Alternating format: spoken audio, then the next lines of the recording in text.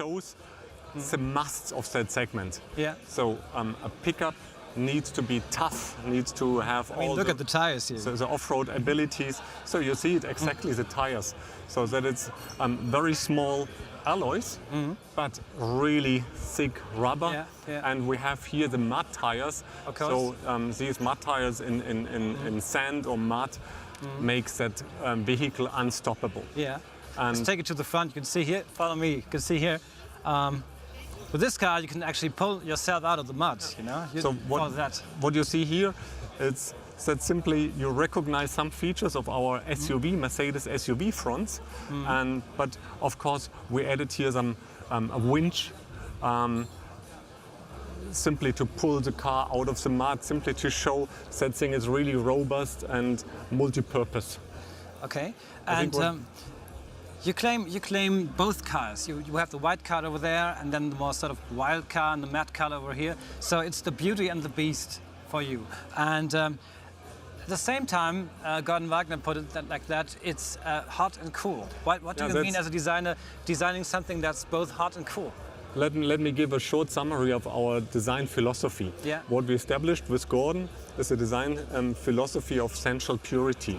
What do we mean? We can see here, you see the hot pole and the sensuality, that's pure emotion, that's a sculpture you really want to touch.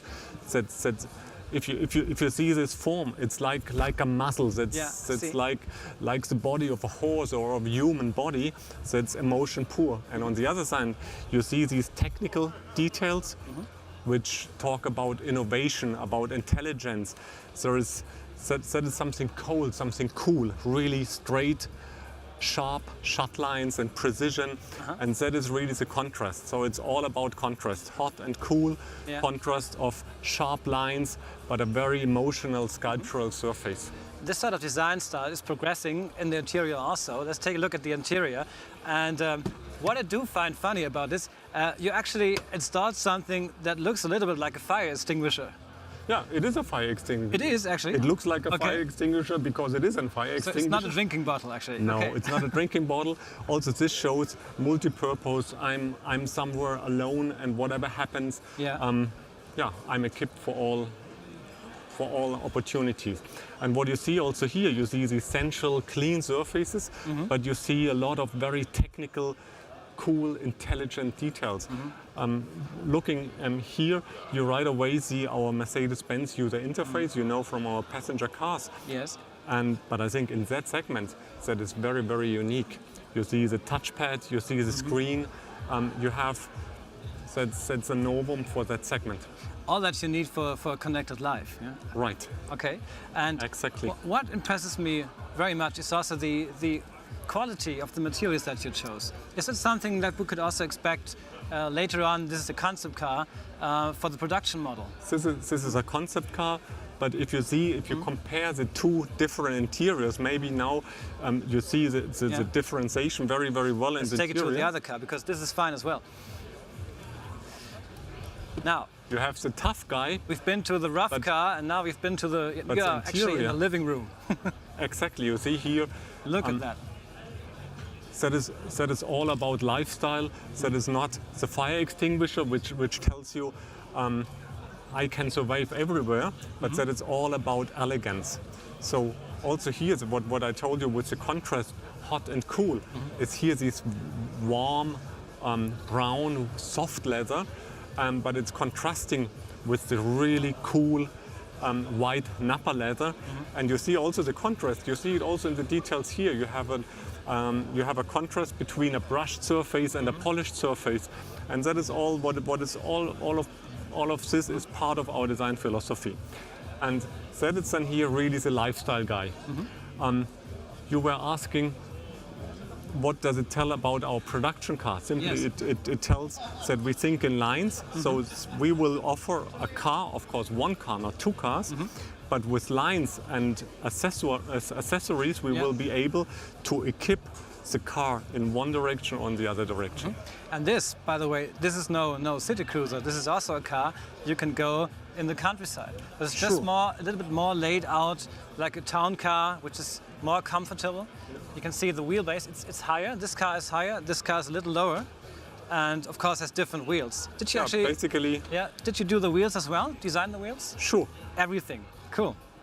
So what you see, though, the body basically is exactly the same. It's just a different wheel setup, and it's different accessories, like the hardcover we put on that car to show it that it's more closed, so it's more homogeneous than the other one. Yeah. And here you see in the front that we have also different expressions. So the front is very similar, but with the single bar front grille, it's more like a luxury type, from sedan type, like Mercedes. It almost reminds of an AMG variant, while the other one borrows its two lamella grille from our SUV range, and that shows you simply these different expressions these cars have. I think we should also go to back, because we haven't mentioned the back, and of course the back side of a car is also important. What I do like about this is, again, take it to the beast, because this is quite ingenious. You some sort of implemented, copied the air gate that you know in the olden world it's a flappy, just opening door, and you like. Yeah, there is some pickups. That. Yeah. There is some pickups. They don't have tailgate, but they have just a kind of a net hanging in there. Yes. And that was our inspiration to show this transparency here. And this gives it a very tough and powerful look. Again, also with a winch in the rear, while the other ones, the other rear different. Yeah. is completely different. It has a very, very closed look. It's very pure, and that's again, so the hot parts, it's the sensuality, so that it's a emotion pure, while that one says technique, wild, tough, can do, innovation. So that shows also very, very well the contrast between the two cars. If you would have to make up your mind, which would be the car that you would choose? Or is it difficult for you to choose? It's really difficult to choose, but I would say, just for the pure aesthetics, I love that really clean rear. It reminds me of the Star Troopers or something like that from my youth. Yeah. But on the other hand, if you ask me, take one and take off. Now after that evening of celebration, I take the beast and would go into the woods, something like that. And we actually are right in the woods. We at the famous Artibalag Museum near Stockholm, and just around the corner you find lots of woods and stones. So probably this one would be the car to go off-road. And I have to say, I found it very interesting talking to you. My pleasure. When are we going to see this car? End of 2017, this will come on the market. And you will recognize a lot of these features and a lot of the car.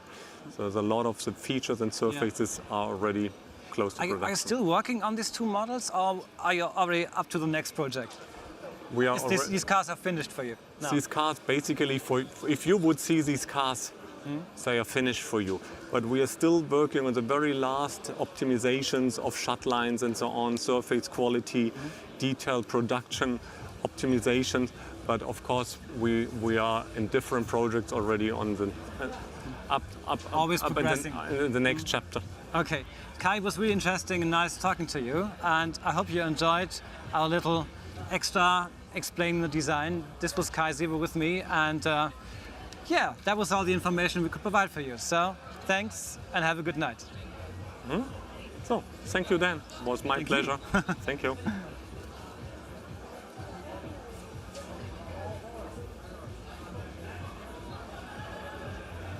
Okay, good.